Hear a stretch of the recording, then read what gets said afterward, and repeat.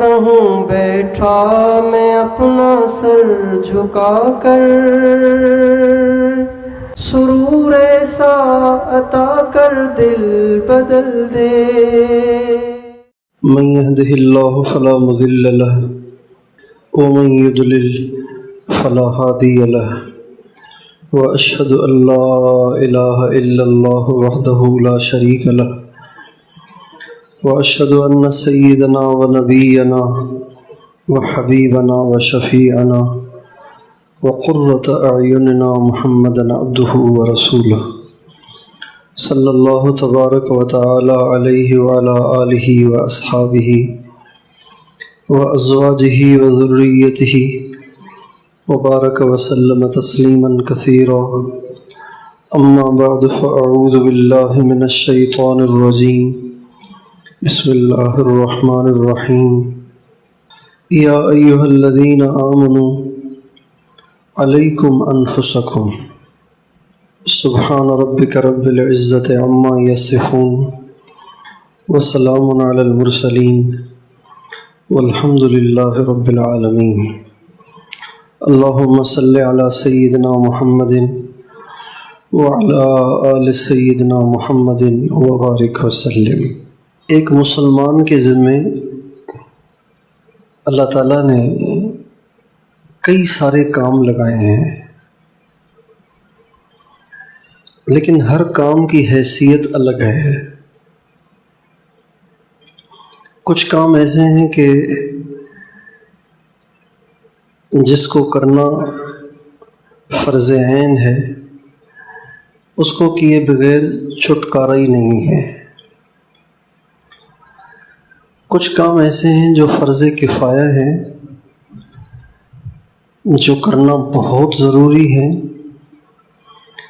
لیکن اگر ایک معتبر جماعت اس کو کر رہی ہو تو اوروں سے بھی یہ فریضہ ادا ہو جاتا ہے۔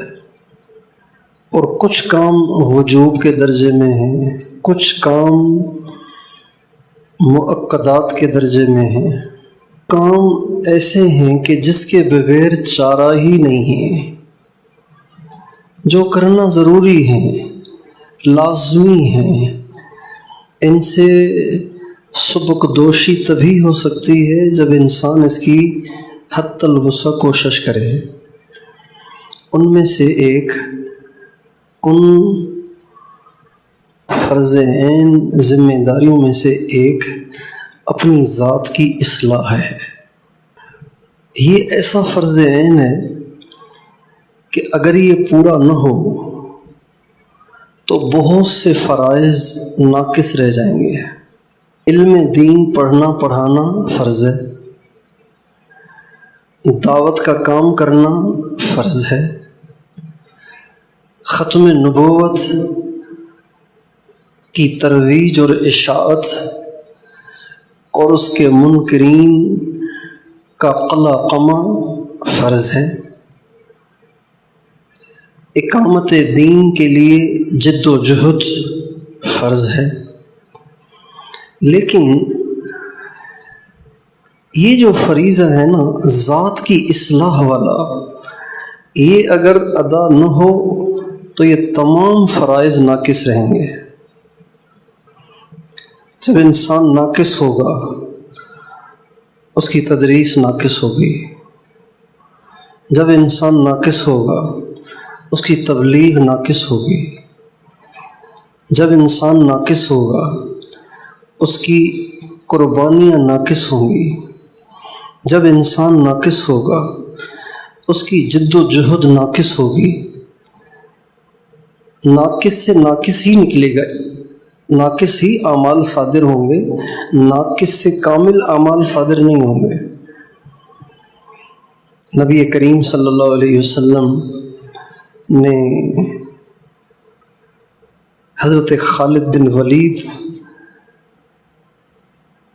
نے جب حضرت عمار کی شان میں کچھ نازیبا کلمات کہے، خالد بن ولید خود دیکھیں کیا ہیں، لیکن انہوں نے حضرت عمار کی شان کے بارے میں نازیبا الفاظ کہہ دیے غصے میں، تو آپ نے فرمایا خالد ایسے مت کہو، اگر میرے ان ساتھیوں میں سے، اس سے مراد سابقین اولین من المہاجرین والانصار، جو کہ حضرت خالد ان میں سے نہیں ہیں، تو فرمایا کہ اگر ان میں سے کوئی ایک مد 3 پاؤ جو اللہ کے نام پہ صدقہ کرے تو تم احد پہاڑ سونے کا صدقہ کر کے بھی اس کو نہیں پہنچ سکتے۔ عمار کا مد جو کا، خالد بن ولید جو سیف اللہ ہیں ان کے احد پہاڑ جتنے سونے سے بھی بڑھیا ہے۔ کیوں؟ اس لیے کہ عمار خود بہت کامل ہیں، جس کمال کو حضرت خالد نہیں پہنچ سکے چونکہ وہ بعد میں تشریف لائے تھے۔ کامل سے کامل اعمال صادر ہوتے ہیں، ناقص سے ناقص اعمال صادر ہوتے ہیں۔ حدیث شریف میں آتا ہے کہ نمازی نماز پڑھتے ہیں، کسی کو 1/4 حصہ ملتا ہے، کسی کو 1/3 ملتا ہے، کسی کو آدھا ملتا ہے، کسی کو 2/3 ملتا ہے، کوئی ہوتا ہے جسے پورا ملتا ہے۔ اس لیے جس زمانے میں ذات کی اصلاح پر توجہ رہتی ہے، جس کام کو کرنے والوں میں ذات کی اصلاح کی طرف توجہ رہتی ہے، وہ کام پنپتا ہے، بڑھتا ہے، ترقی کرتا ہے، اور اس کے اچھے ثمرات مرتب ہوتے ہیں۔ اور جس کام میں اپنی ذات کی اصلاح کی طرف توجہ گھٹ جائے تو وہ کام سکڑتے اور کمزور پڑتے برائے نام بن جاتا ہے۔ نبی کریم صلی اللہ علیہ وسلم کے صحابہ معیار ہیں، نمونہ ہیں۔ ہم ان کی زندگی میں دیکھتے ہیں کہ وہ کمال کے انتہا کو پہنچنے کے بعد بھی اپنی ذات سے غافل نہیں ہوئے۔ حضرت ابو بکر صدیق جہاں پہنچے وہاں کوئی امتی نہیں پہنچا، اور حضرت ابو بکر صدیق جہاں پہنچے وہاں کوئی نہیں پہنچ سکتا۔ اس کے باوجود بھی ان کو اپنی ذات کی اتنی فکر رہتی تھی کہ ان کے یہ اقوال سیرت کی کتابوں میں لکھے ہوئے ہیں کہ وہ فرماتے تھے یا لیتنی کنت شجرۃ تعضد، اے کاش میں درخت ہوتا جسے کاٹ دیا جاتا، یا لیتنی کنت شعرۃ، کاش کہ میں کسی مومن کے بدن کا بال ہوتا۔ ایک پرندے کو دیکھا کہ وہ ایک درخت سے اٹھ کے دوسرے درخت پہ جاتا ہے، وہاں سے اٹھ کے تیسرے درخت پہ جاتا ہے، فرمانے لگے تیرے کتنے مزے ہیں، تجھے تو کیا ٹینشن ہے، مسئلہ تو ابو بکر کے لیے ہے کہ اس کو مر کے اللہ کو حساب دینا ہے، کیا ہوگا۔ حضرت عمر رضی اللہ عنہ فرماتے ہیں کہ ایک مرتبہ میں نے حضرت ابو بکر صدیق کو تنہائی میں دیکھا کہ انہوں نے اپنی زبان کو یوں پکڑا ہوا ہے اور اس کو کھینچ رہے ہیں۔ تو میں نے ان سے کہا اے رسول اللہ کے خلیفہ، یہ آپ کیا کر رہے ہیں؟ تو فرمانے لگے ان ھذا اوردنی الموارد، یہ مجھے ہلاک کرے گی، یہ مجھے ہلاک کرے گی، اس لیے میں اسے نکال کے پھینک دینا چاہتا ہوں، اسے نکال کے پھینک دوں، یہ مجھے ہلاک کرے گی۔ جب صدیق اکبر کی زبان ان کے لیے باعث خطرہ ہے تو بتائیے میرے لیے میری زبان باعث خطرہ نہیں ہو سکتی۔ حضرت عمر رضی اللہ تعالیٰ عنہ اس امت میں دوسرے نمبر پر ہیں، اور اپنی اصلاح کی فکر اتنی ہوا کرتی تھی ان کو. ایک دفعہ انہوں نے مدینے میں اعلان کرایا الصلاۃ جامعہ، مسجد میں جمع ہو جاؤ. چنانچہ لوگ جمع ہو گئے. حضرت عمر نے سب کو جمع کیا. سب نے سوچا کہ کوئی فتح کی خبر آئی ہوگی، کوئی اہم لشکر بنانا ہوگا، کوئی اہم مشورہ ہوگا. حضرت عمر ممبر پہ کھڑے ہوئے اور فرمانے لگے لوگوں میری بات سنو، میں وہ عمر ہوں، میں وہ عمر ہوں جب وہ اونٹ چرانے جاتا تھا تو خالہ کہتی تھی عمر تو کتنا اناڑی ہے،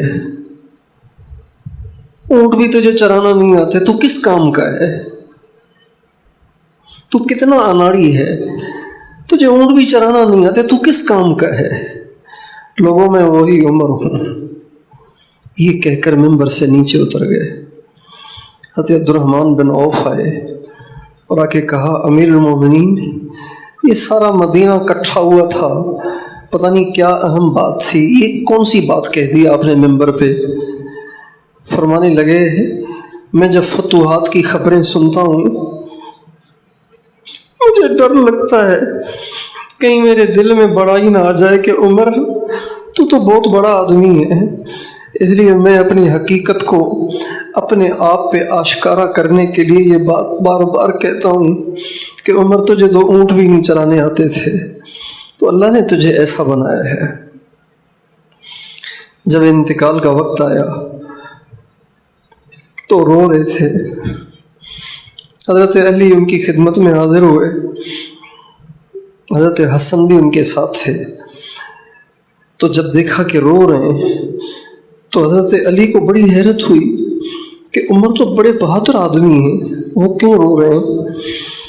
تو کہنے لگے امیر المومنین کیا موت کے ہر خوف سے آپ رو رہے ہیں؟ تو فرمانے لگے نہیں، موت کے خوف سے نہیں رو رہا، اس بات پہ رو رہا ہوں کہ آج جانا ہے، میں نہیں جانتا مجھے دوزخ کی طرف لے جایا جائے گا یا کہیں اور لے جایا جائے گا. جنت کا لفظ نہیں کہا. میں نہیں جانتا ہوں کہ میں جہنم کی طرف لے جایا جاؤں گا یا کہیں اور لے جایا جاؤں گا. حضرت علی کہنے لگے عمر اگر رونے کی یہی وجہ ہے تو آپ نہ روئیں. میں نے اللہ کے نبی سے یہ کہتے ہوئے سنا ہے کہ سیدہ کہول اہل الجنت ابو بکر و عمر، جنت کے 40 سال سے اوپر والی عمر میں مرنے والوں کے جو سردار ہوں گے وہ ابو بکر اور عمر ہوں گے. یہ میں نے خود سنا ہے. تو حضرت عمر کہنے لگے علی یہ آپ نے خود سنا ہے؟ کہاں میں نے خود سنا ہے. کہ قیامت کے دن بھی گواہی دے دیں گے؟ کہ میں بھی دوں گا، میرا یہ بیٹا حسن بھی گواہی دے گا. ذات کی اصلاح، میں کیسا ہوں، میرا مدرسہ کیسا ہے نہیں، میں کیسا ہوں، میرا سبق کیسا ہوتا ہے، میں کیسا ہوں، میری تقریر کیسی ہوتی ہے، میں کیسا ہوں. فیصلہ مجھ پہ ہونا ہے، قیامت کے دن فیصلہ مجھ پہ ہونا ہے. قیامت کے دن اس پہ فیصلے نہیں ہوں گے. اچھا سبق پڑھاتا تھا، اچھی تقریر کرتا تھا، اچھا درس دیتا تھا، بڑی وصولیاں کرتا تھا، بڑی جماعتیں نکالتا تھا، اس پہ فیصلہ نہیں ہوگا. فیصلہ ہوگا کہ تم کیا ہو، میں کیا ہوں، ذات سے متعلق. تبارک الذی بیدہ الملک وہو علی کل شیء قدیر الذی خلق الموت والحیاۃ لیبلوکم ایکم احسن عملا. میں نے زندگی اور موت تمہیں اس لیے دی ہے کہ میں دیکھوں کہ تمہارے عمل کیسے ہیں. اپنی ذات کی اصلاح پہ سے لاپرواہی برتنے والا بہت گھاٹے میں جائے گا، اپنی ذات کی اصلاح سے غفلت برتنے والا بہت گھاٹے میں جائے گا۔ قیامت کے دن میدان محشر میں سب سے پہلے مجرمین میں سے جسے بلایا جائے گا، مجرمین کی عدالت لگے گی، مجرمین بلائے جائیں گے، وَامْتَازُوا الْيَوْمَ أَيُّهَا الْمُجْرِمُونَ، اے مجرموں ایک طرف ہو جاؤ۔ اب ان کا الگ الگ حساب ہوگا، ان میں سے ایک ایک کو الگ الگ بلایا جائے گا۔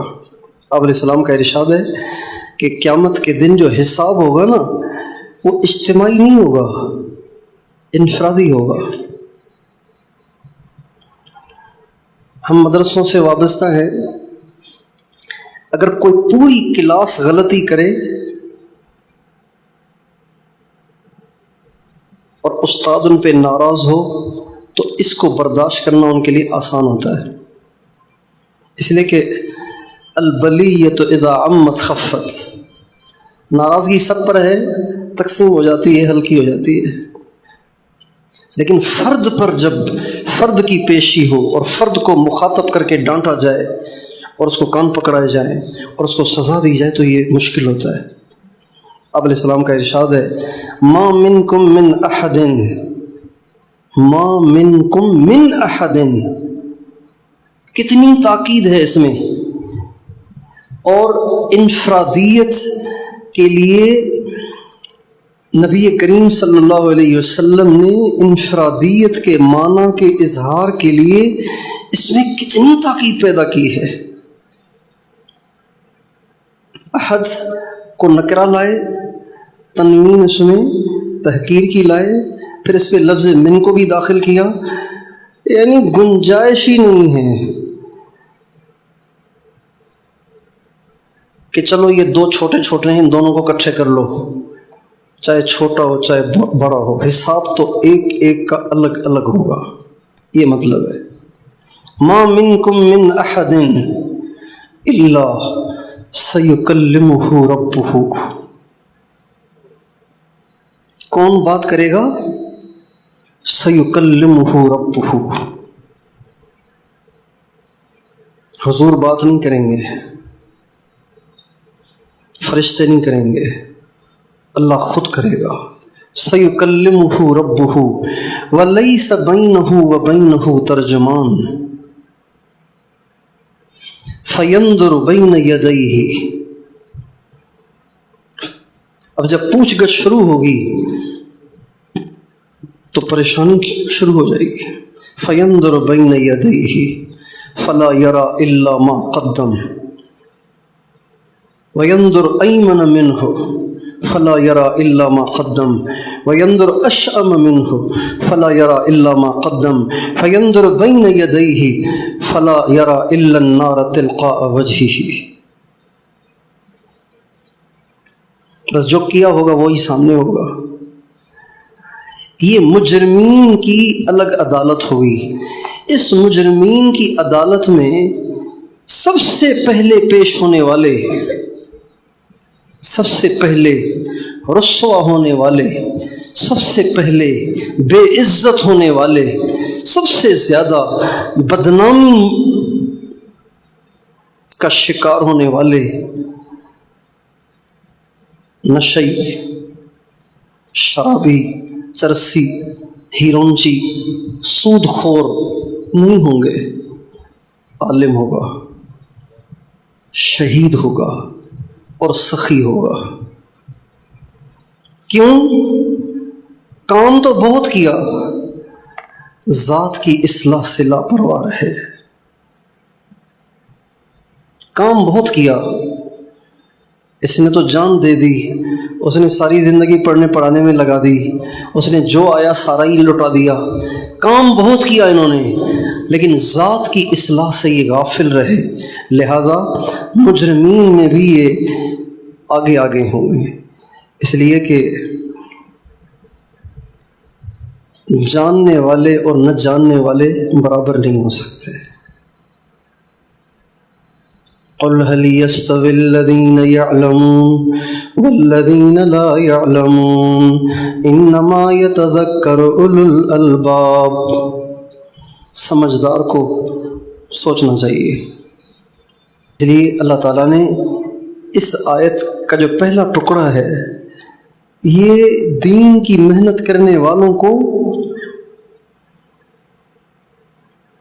اپنے دماغ اور دل میں فیڈ کر لینا چاہیے. یا ایھا الذین آمنوا علیکم انفسکم، اے ایمان والو پہلے اپنی فکر کرو تم کہاں ہو. ہمارے اکابر اور ان کے ہم نام لیواؤں میں جو فرق ہے وہ بس یہی ہے اور کوئی فرق نہیں ہے. کتابیں بھی وہی ہیں، منشور بھی وہی ہے، نعرے بھی وہی ہیں، کام بھی وہی ہے. فرق یہاں ہے کہ وہ خود جلتے چراغ تھے اور روشنی پھیلاتے تھے. ہم بجھے ہوئے چراغ ہیں جو روشنی پھیلانے کی ناکام کوشش کرتے رہتے ہیں. ہمارے دیندار طبقے میں ایک مرض پڑ گیا ہے، وہ ہے مشہور ہونے کا. مشہور ہونے کا دین کا کام کرنے والوں میں ایک مرض آ گیا ہے. جیسے کرونا آیا تھا نا، کرونا، اس طرح سے ایک مرض گھس گیا ہے مشہور ہونے کا. ہمارے اکابر کا دامن اس سے بالکل صاف ہے، ہمارے بزرگوں کا دامن اس سے صاف ہے. حضرت مولانا محمد قاسم صاحب نانوتوی رحمۃ اللہ علیہ میں اللہ نے بہت سی صفات رکھی تھیں، بہت سے عجائبات اللہ نے ان میں رکھے تھے، لیکن سب سے نمایاں جو چیز ان میں تھی وہ یہ تھی، اپنے آپ کو ظاہر نہیں ہونے دیتے تھے. وہ مٹاتے تھے مٹاتے تھے مٹاتے تھے مٹاتے تھے، اتنا مٹاتے تھے کہ ان کو لوگ پہچانتے ہی نہیں تھے کہ یہ مولانا قاسم صاحب ہیں. نام ان کا دور دور تک زبان زد عام تھا، لیکن ان کو کوئی جانتا نہیں تھا کہ یہ مولانا قاسم صاحب ہے. اور یہ فرمایا کرتے تھے اگر مولوی پنے کا دھبا مجھ پر لگا ہوا نہ ہوتا نا تو اپنے آپ کو ایسا مٹاتا کہ کسی کو قاسم کی دھول بھی نہ ملتی. یہ ان کے الفاظ ہیں، کسی کو قاسم کی دھول بھی نہ ملتی، اپنے آپ کو ایسا مٹاتا. اگر میں مولوی نہ ہوتا تو، چونکہ مولوی ہوں اس لیے عوام میں رہ کر ان کو حق بات بتانا میرے لیے فرض بن گیا ہے. اس لیے بیٹھا ہوا ہوں بیچ میں، پنڈتوں سے، عیسائی پادریوں سے ان کے بہت مناظرے چلتے تھے. انگریزوں کے خلاف جو جہاد ہوا شاملی کے میدان میں، اس کے امیر المومنین مولانا قاسم صاحب تھے. امیر المومنین نہیں، امیر المومنین حاجی امداد اللہ صاحب تھے. چیف آف آرمی اسٹاف مولانا قاسم صاحب تھے. نہتے انگریزوں سے لڑ پڑے، انگریزوں سے میدان میں اتر آئے، شکست ہو گئی. حاجی امداد اللہ صاحب نے تو اپنا سامان اٹھایا اور ہندوستان چھوڑ کے کراچی آ گئے. کراچی سے بحری جہاز کے ذریعے سے مکہ روانہ ہو گئے. اس بات کو سوچ کے کہ اب یہاں انقلاب نہیں آئے گا، جو ہم سے ہو سکا ہم نے کر دیا، اب یہاں تبدیلی نہیں آئے گی. جب تبدیلی نہیں آئے گی تو حضور سے اتنا دور رہ کے کیا کریں ہم، چلو حضور کے پڑوس میں رہیں. چنانچہ یہاں سے ہجرت کر کے وہ وہاں چلے گئے. مولانا قاسم صاحب سے اللہ نے کام لینا تھا، ان کے جی میں یہ بات نہیں آئی، حالانکہ ان کے مرید تھے، لیکن ان کے جی میں اللہ نے نہیں ڈالی، ان سے اللہ نے کام لینا تھا. جب شکست ہوئی انگریزوں نے گرفتاری کے وارنٹ جاری کیے، ہر طرف فوج پھیلی گرفتار کرنے کے لیے، تو یہ تو چیف آف آرمی تھے، تو ان کی گرفتاری کے لیے ہر طرف فوج پھیلا دی گئی۔ تو ان کے احباب نے ان سے کہا حضرت آپ روپوش ہو جائیں، آپ ایسے کھلے عام نہ پھریں، آپ کی گرفتاری ہو جائے گی، مار دیں گے، سولی چڑھا دیں گے۔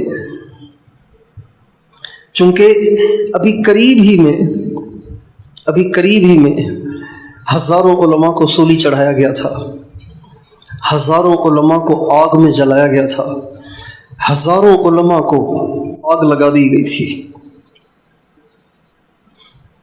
درختوں پہ لٹکا دیا گیا تھا، ان کو شہید کر کے ان کی لاشوں کو ہزاروں۔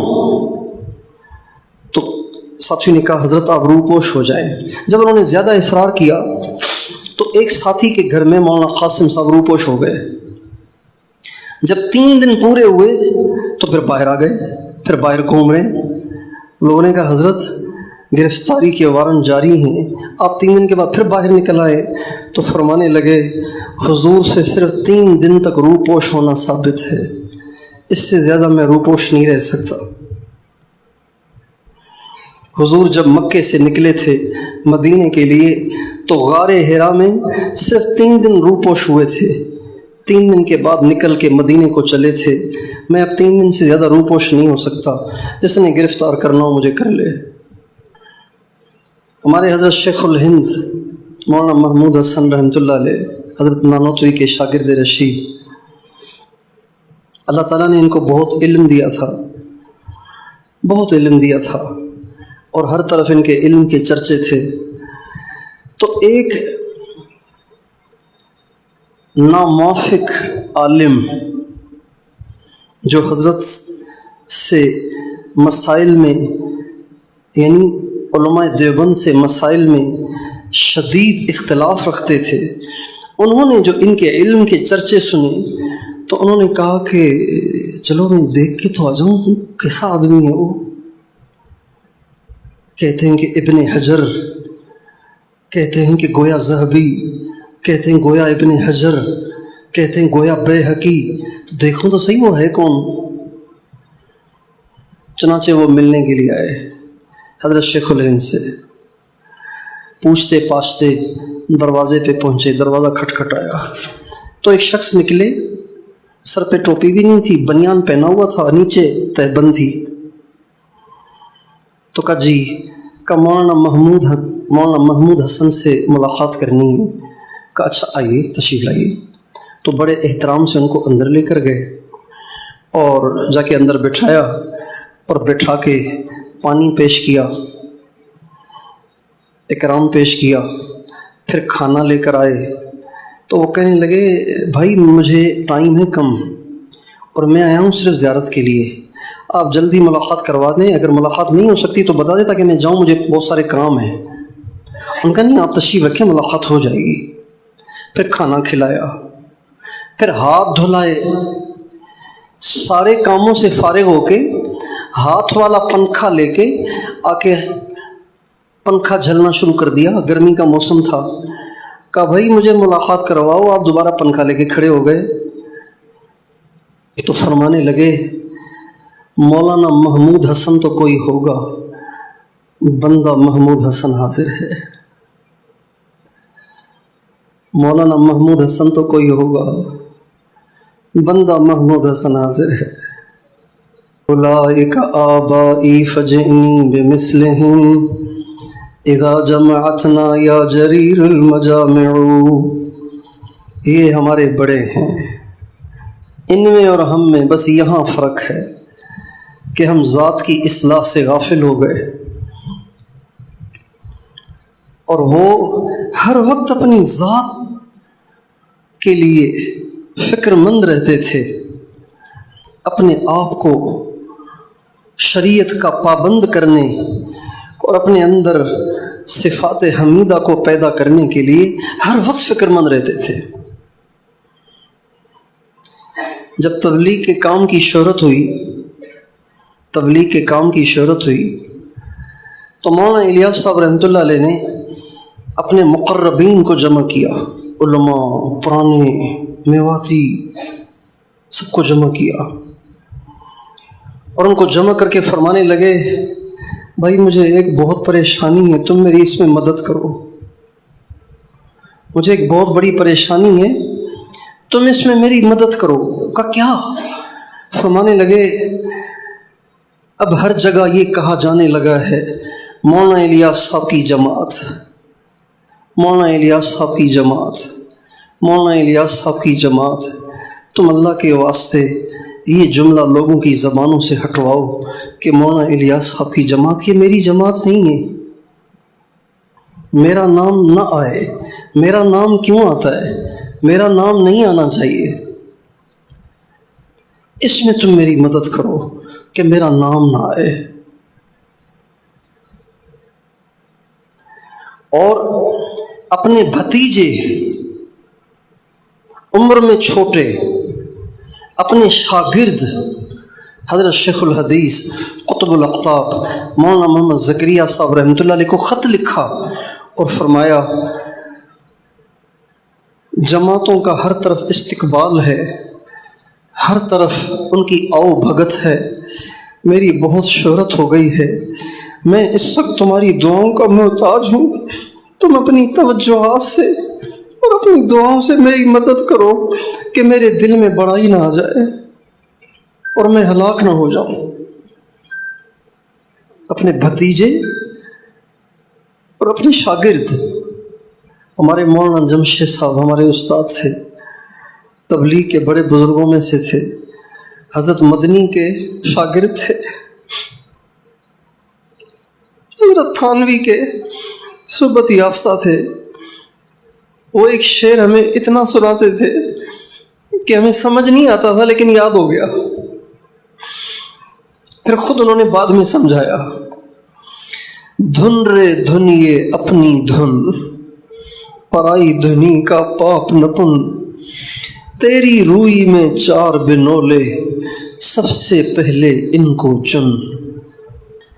دنیا کہتے ہیں، آج کل تو ہر چیز کے لیے مشینیں ہیں، پہلے مشینیں نہیں تھیں۔ روئی ہوتی ہے نا کپاس، اس کے اندر چھوٹے چھوٹے دانے ہوتے ہیں، چھوٹے چھوٹے دانے، اس کو بنولا کہتے ہیں اردو میں، بنولا۔ وہ جو لوگ روئی کو بنولوں سے صاف کرتے تھے، چونکہ روئی سے کپڑا بنتا ہے تو بنولے نکالنے پڑتے ہیں، پھر ان بنولوں سے تیل نکلتا ہے اور روئی سے دھاگا بنتا ہے، تو جو لوگ ان بنولوں کو روئی سے نکال کے روئی کو خالص کرتے تھے ان کو کہتے تھے دھنیا، دھنیا۔ تو دو دھنیے بیٹھے ہوئے ہیں، دو دھنیے بیٹھے ہوئے ہیں، اس کے پاس بھی اتنی ساری روئی ہے، اس میں سے وہ بنولے نکال رہا ہے، اس کے پاس بھی بہت ساری روئی ہے، وہ اس میں سے بنولے نکال رہا ہے۔ یہ والا جو ہے نا وہ اپنے بنولے نہیں نکال رہا، اس کو کہہ رہا ہے تیری روئی میں یہ بنولا، یہ نکالو، یہ نکالو، یہ نکالو، یہ نکالو۔ تو تیسرا آیا سمجھدار، انہوں نے کہا پاگل، تیری اپنی روئی بنولوں سے بھری پڑی ہے، اس کو تو صاف کر، تجھے اس کی فکر پڑی ہوئی ہے۔ دھن رے دھنیے اپنی دھن، پرائی دھنی کا پاپ نہ پن، تیری روئی میں چار بنولے، سب سے پہلے ان کو چن۔ چار بنولے، کون سے بنولے؟ تکبر کا بنولا، حسد کا بنولا، بخل کا بنولا اور شہوت کا بنولا۔ پہلے اپنے بنولے تو نکال، تو اوروں پہ انگلیاں اٹھاتا پھرتا ہے کہ یہ ایسا ہے، یہ ایسا ہے، یہ ایسا ہے، یہ ایسا ہے۔ اس لیے ہمارے بزرگوں نے جب بھی کسی بھی دین کی محنت کو اختیار کیا تو اس کے ساتھ تصوف کو ضرور جوڑا، چونکہ تصوف کا مقصد ہی ذات کی اصلاح ہے۔ تبلیغ میں لگے تصوف کے ساتھ، تدریس میں لگے تصوف کے ساتھ، جہاد میں لگے تصوف کے ساتھ، تصنیف و تالیف میں لگے تصوف کے ساتھ، تحریک آزادی میں لگے تصوف کے ساتھ، سیاست میں لگے تصوف کے ساتھ۔ حضرت شیخ الحدیث قطب الاقطاب مولانا محمد زکریا صاحب رحمۃ اللہ علیہ کا ایک ملفوظ میرے شیخ سناتے تھے، اکثر علماء کے بیان میں سناتے تھے۔ وہ فرماتے تھے کہ حضرت شیخ الحدیث مولانا زکریا صاحب فرماتے تھے کہ ہمارے اکابر کے میدان محنت مختلف رہے۔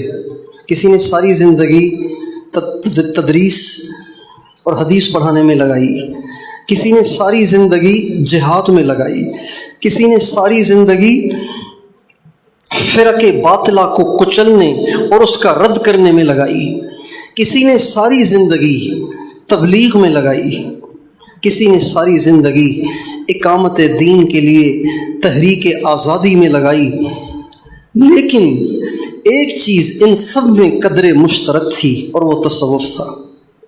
حضرت شیخ الاسلام مفتی محمد تقی عثمانی صاحب کے والد صاحب کا نام ہے مفتی شفیع صاحب، ان کے والد صاحب کا نام ہے مولانا یاسین صاحب۔ یہ مولانا یاسین صاحب حضرت شیخ الہند کے ساتھی ہیں، مفتی تقی صاحب کے جو دادا ہیں حضرت شیخ الہند کے ساتھی ہیں۔ تو ایک کتاب ہے، اس کا نام ہے 20 بڑے مسلمان۔ پہلے بہت چھپتی تھی، طلباء علماء پڑھتے تھے، اب پڑھنے والے رہے نہیں، اس لیے وہ کتاب اب چھپنا ہی بند ہو گئی۔ میں نے بہت معلوم کرایا، لاہور کراچی کہیں نہیں مل رہی۔ کتب خانے والے کہتے ہیں لیتے ہی نہیں کوئی، ہم نے چھاپنا ہی چھوڑ دی۔ پہلے طلباء کو شوق ہوتا تھا، علماء کو شوق ہوتا تھا ہم اپنے بڑوں کو پڑھیں، ہمارے بزرگ کیسے تھے، ہمارے بڑے کیسے تھے، تو وہ کتاب بہت چلتی تھی۔ اب پڑھنے والے پڑھتے نہیں ہیں، اس لیے وہ کتاب نہیں چھپ رہی۔ اللہ کرے دوبارہ چھپے۔ تو اس میں بھی یہ بات لکھی ہوئی ہے۔ اور دارالعلوم کراچی کورنگی، دارالعلوم کراچی مفتی تقی صاحب والا مدرسہ، اس کی جو مسجد کا مین گیٹ ہے نا، اس کے مین گیٹ پر ٹائل پہ لکھا ہوا ہے، ٹائل پہ لکھا ہوا ہے وہ ملفوظ جو میں آپ کو بھی سناتا ہوں۔ فرماتے ہیں کہ ہم نے دارالعلوم دیوبند کا وہ زمانہ بھی دیکھا ہے کہ محتمم سے لے کر چپڑاسی تک، صدر مدرس سے لے کر ادنا درجے کے مدرس تک ہر ایک صاحب نسبت تھا۔ اور دارالعلوم دیوبند میں ساری رات سارا دن قال اللہ اور قال الرسول کی صدائیں گونجتی تھیں، اور ساری رات حجروں سے اساتذہ اور طلباء کے حجروں سے لا الہ الا اللہ اور الا اللہ کی ضربوں کی آواز سنائی دیتی تھی۔ اب یہ ماحول ختم ہو گیا ہے، اس لیے ہمارے مدارس تنزل کا شکار، ہماری تبلیغ تنزل کا شکار، ہماری دینی محنتیں تنزل کا شکار۔ میں نے جگہ کہیں دینی کسی جماعت کی بات کی، کہنے لگے آپ کس کی بات کر رہے ہیں، وہ تو ہم سے بھتے لیتے ہیں۔ کراچی میں کہنے لگے وہ تو ہم سے بھتے لیتے ہیں، پہلے ایم کی ایم والے لیتے تھے، اب تمہارے یہ دینی کام کرنے والے ہم سے بھتے لیتے ہیں۔ جب ذات کی اصلاح نہ رہے اور اس پر توجہ نہ رہے تو پھر بگڑتے بگڑتے معاملہ یہاں تک بگڑ جاتا ہے۔ اس لیے میرے دوستو، اللہ تعالیٰ سے ہمیں مانگنا چاہیے اور اس طرف توجہ کرنی چاہیے۔ 1970 سے لے کے 76 تک کا جو بیچ کے 6-7 سال ہیں، اس میں حضرت شیخ الحدیث مولانا محمد زکریا صاحب رحمۃ اللہ علیہ نے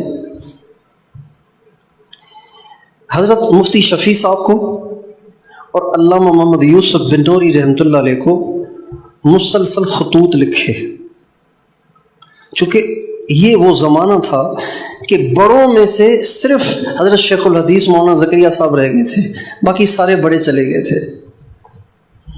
اس لیے پوری دنیا کے اکابر حضرت شیخ کو اپنا بڑا سمجھتے تھے، ان کی ہدایات پہ عمل کرتے تھے اور انہی کی دعاؤں سے ان کی سرپرستی میں چلتے تھے تمام اکابر۔ مدنی کا انتقال 1957 میں ہو گیا، حضرت رائے پوری کا انتقال 1962 میں ہو گیا، حضرت لاہوری کا انتقال 1962 میں ہو گیا، حضرت سید طالع شاہ بخاری رحمۃ اللہ علیہ کا انتقال 1961 میں ہو گیا، مولانا الیاس صاحب کا انتقال 44 میں ہو گیا، حضرت تھانوی کا انتقال 43 میں ہو گیا، علامہ انور شاہ کشمیری کا انتقال تو 36 میں ہو گیا تھا۔ سب بڑے چلے گئے تھے، اب صرف حضرت شیخ رہ گئے تھے۔ تو حضرت شیخ نے مفتی شفیع صاحب کو اور مولانا علامہ محمد یوسف بن نوری رحمۃ اللہ علیہ کو خطوط لکھے کہ ان خطوط کا عنوان یہ تھا کہ میں دیکھ رہا ہوں کہ مدارس فتنوں کا شکار ہو رہے ہیں یا ہوں گے، اور یہ تنزل کا شکار ہو رہے ہیں۔ میرے نزدیک اس کے سوا کوئی حل نہیں کہ ہر مدرسے میں ایک خانقاہ ہو۔ یہ عنوان، پھر آگے اس میں لکھتے ہیں کہ اس لیے کہ حدیث شریف میں آتا ہے کہ جب تک پوری روح زمین پر ایک بھی اللہ اللہ کہنے والا ہوگا تو قیامت قائم نہیں ہوگی۔ جب ایک آدمی کے اللہ اللہ کہنے سے یہ دنیا قائم رہ سکتی ہے، تو جب ایک مجمع آپ کے مدارس میں اللہ اللہ کرے گا تو آپ کے مدارس بھی قائم رہیں گے۔ یہ حضرت شیخ کے خطوط، علامہ بن نوری، مفتی شفیع صاحب، ان دونوں حضرات کے نام۔ اچھا، یہ ایک خط نہیں لکھا، اتنے سارے خطوط لکھے کہ حضرت مولانا طلحہ صاحب جو حضرت شیخ الحدیث صاحب کے بیٹے تھے، جانشین تھے، 18 میں ان کا انتقال ہوا، انہوں نے ان تمام خطوط کو جو مفتی شفیع صاحب علامہ بن نوری کے نام لکھے ہیں ان کو اکٹھا کر کے ایک رسالہ بنا کے اس کو چھاپا ہے، اور سب کا عنوان یہ ہے۔ اور اس وقت حضرت شیخ الاسلام مفتی تقی صاحب پر بھی آپ حضرات کے علم میں ہوگا اس چیز کا کتنا غلبہ ہے کہ بھئی مدارس میں تصوف کا ماحول ہونا چاہیے، ورنہ یہ بچے بخاری بھی پڑھیں گے، ننگی فلمیں بھی دیکھیں گے، ہدایہ بھی پڑھیں گے، انڈین فلمیں بھی دیکھیں گے۔ اور مجھے خود ایک طالب علم نے بتایا، دورے کے ایک طالب علم نے خود نے بتایا کہ میرے سبق میں سامنے استاد صاحب بخاری شریف کا درس دے رہے ہوتے ہیں، پیچھے لڑکا بیٹھ کے دیکھ رہا ہوتا ہے حدیث کے سبق میں۔ اس لیے آپ تمام دوستوں سے جو یہاں تبلیغ والے بیٹھے ہیں، جو یہاں ختم نبوت کا عظیم الشان کام سر انجام دینے والے بیٹھے ہیں، جو یہاں جمعیت کا کام کرنے والے تشریف فرما ہیں، جو یہاں مدرسین اساتذہ تشریف فرما ہیں، جو یہاں مدرسوں کے طلبہ تشریف فرما ہیں، یہ سب کے سب اس پہ توجہ فرمائیں، اپنی ذات پہ محنت کریں، اپنے آپ کو ایسا بنائیں کہ ہم اللہ کو پسند آ جائے۔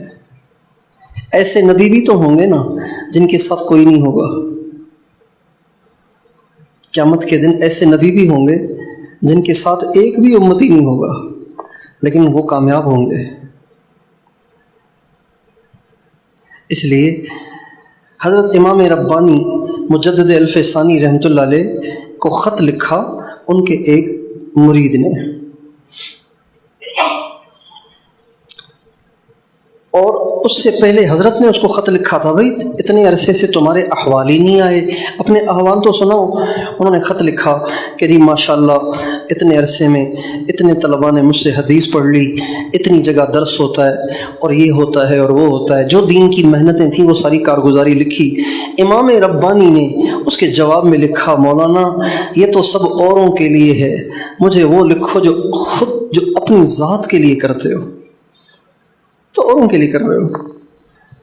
والذین یبیتون لربہم سجدا وقیاما كانوا قليلا من الليل ما يهجعون وبالأسحار هم يستغفرون تراهم ركعا سجدا يبتغون فضلا من الله ورضوانا سيماهم في وجوههم من أثر السجود ذلك مثلهم في التوراة ومثلهم في الإنجيل وعباد الرحمن الذين يمشون على الأرض هونا وإذا خاطبهم الجاهلون قالوا سلاما قد أفلح المؤمنون الذين هم في صلاتهم خاشعون والذين هم عن اللغو معرضون والذين هم للزكاة فاعلون. یہ صفات ہیں نا، یہ صفات ہیں، یہ صفات ہیں. میں اپنے گریبان میں جھانکتا ہوں تو مجھے یہ چیزیں نظر نہیں آتی ہیں. ان کا میں درس اچھا دے سکتا ہوں. یہ قد کون سا ہے، افلح کون سا صیغہ ہے، المؤمنون ترکیب میں کیا بن رہا ہے، اور یہ الف لام کون سا ہے، اور یہ الذین آگے اس کا کیا بنتا ہے، پھر الذین کے بعد جو آئے گا وہ الذین کا کیا بنے گا. لیکن خاشعون کے صیغے سے واقفیت تو ہے، لیکن خشوع ہوتا کیا ہے؟ خشوع والے لوگ دیکھے ہیں لیکن خشوع خود چکھا نہیں ہے. فرمایا بتاؤں کہ علم کس طرح اٹھایا جائے گا، علم کس طرح اٹھایا جائے گا. سب سے پہلے علم میں سے جو چیز اٹھائی جائے گی وہ خشوع ہوگا. پڑھیے نا حدیث، یعنی خشوع علم ہے. علم میں سے سب سے پہلے چیز جو اٹھائی جائے گی وہ خشوع ہوگا. تو دیکھے گا بھری مسجد میں ایک بھی خشوع سے نماز پڑھنے والا نہ ہوگا. جب وارث نبی کی آنکھوں کی ٹھنڈک نماز میں نہیں ہے تو کسی دکاندار کی آنکھوں کی ٹھنڈک نماز میں کیسے ہو سکتی ہے؟ جب ایک وارث نبی معرض عن اللغو نہیں ہے تو ایک دکاندار، ایک یونیورسٹی کا لڑکا معرض عن اللغو کیسے ہوگا؟ جب ایک وارث نبی کے ہاتھ میں ہر وقت موبائل ہے، سلام پھیر کے موبائل چیک کرتا ہے، بیدار ہو کے موبائل چیک کرتا ہے، جب تک طلبہ جمع ہو موبائل چیک کرتا ہے، طلبہ کے ہوتے ہوئے موبائل چیک کرتا ہے، چلتے چلتے موبائل چیک کرتا ہے. تو جب یہ معرض عن اللغو نہیں ہے تو ایک بازار کا نوجوان معرض عن اللغو کیسے ہو سکتا ہے؟ معرض عن اللغو یعنی لغویات سے پرہیز کرنے والا. اللہ تعالی ہمیں توفیق دے کہ ہم اپنے آپ پہ ایسی محنت کریں، ایسی محنت کریں کہ لوگوں کو یہ سمجھنا آسان ہو جائے کہ مولانا قاسم صاحب کیسے تھے، حضرت گنگوہی کیسے تھے، حضرت مدنی کیسے تھے، مولانا الیاس صاحب کیسے تھے. ابھی تو سمجھ ہی نہیں آتا کہ وہ کیسے تھے. حضرت تھانوی کیسے تھے، حضرت شیخ الہند کیسے تھے، سمجھنا آسان ہو جائے. حضرت شیخ الہند حضرت مولانا الیاس صاحب کے استاد ہیں. حضرت مولانا الیاس صاحب نے دور حدیث 2 دفعہ کیا ہے. ایک دفعہ دور حدیث کیا حضرت مولانا خلیل احمد سہارنپوری کے پاس رحمۃ اللہ علیہ کے پاس، ایک دفعہ دورہ کیا جا کے مولانا حضرت شیخ الہند کے پاس. حضرت شیخ الہند فرمایا کرتے تھے مولانا الیاس سے، مولی الیاس تجھے دیکھتا ہوں تو صحابہ یاد آ جاتے ہیں. مولی الیاس تجھے دیکھتا ہوں صحابہ یاد آ جاتے ہیں. مولی الیاس تجھے دیکھتا ہوں صحابہ یاد آ جاتے ہیں. آئے عشاق گئے وعدہ فردا لے کر، اب انہیں ڈھونڈ چراغ رخ زیبا لے کر. وہ جو بیچتے تھے دوائے دل، وہ جو دل کی دوا بیچتے تھے وہ اپنی دکانیں وائنڈ اپ کر کے چلے گئے. اللہ تعالی ہمیں اپنے بڑوں کی نسبتوں میں سے ذرہ عطا کر دے، اور ہمیں ایسا بنا دے کہ ہم اپنے بڑوں کے سامنے قیامت کے دن شرمندہ نہ ہوں۔ اللہ ہمیں اپنے بڑوں کی بدنامی کا ذریعہ نہ بنائے، سرخروئی کا ذریعہ بنائے۔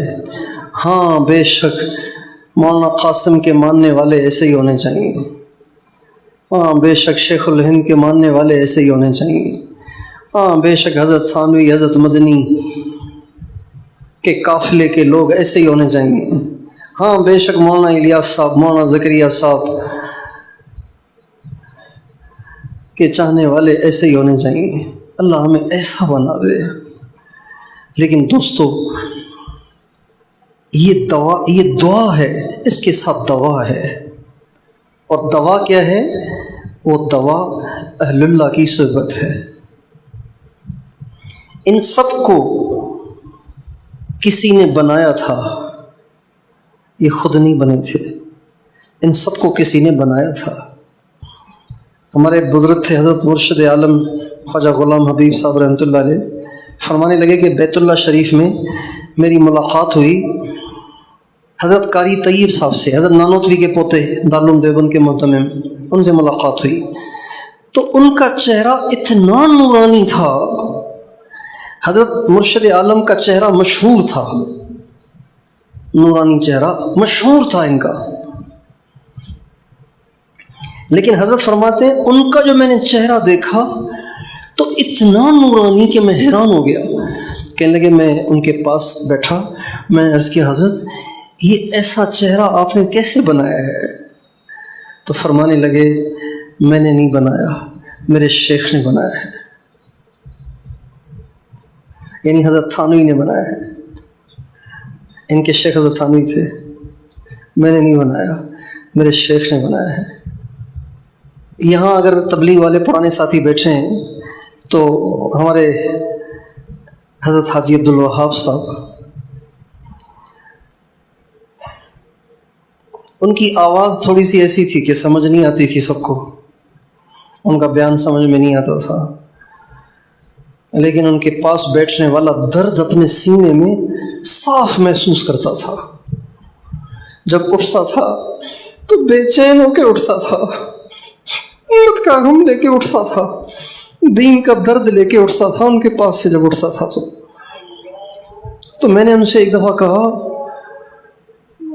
میں نے ان سے کہا کہ آپ کا بیان سمجھ میں تو آتا نہیں، لیکن میں دیکھتا ہوں کہ جب آپ سے پہلے ایک اچھا بیان کرنے والا بیان کر رہا ہوتا ہے تو مجمع دور دور بکھرا بکھرا بیٹھا ہوتا ہے، جب آپ ممبر پہ آتے تو دور کا مجمع بھاگ کے قریب، اتنا قریب ہونے کی کوشش کرتا ہے کہ لگتا ہے کہ ممبر پہ چڑھ جائے گا، اس کی کیا وجہ ہے؟ تو فرمانے لگے، یہ سب حضرت لاہوری کی توجہات کا اثر ہے۔ کیا فرمانے لگے؟ یہ سب حضرت لاہوری کی توجہات کا اثر ہے۔ ہیچ چیزیں خود بخود چیزیں نشد، ہیچ آہن خنجر تیغ نشد۔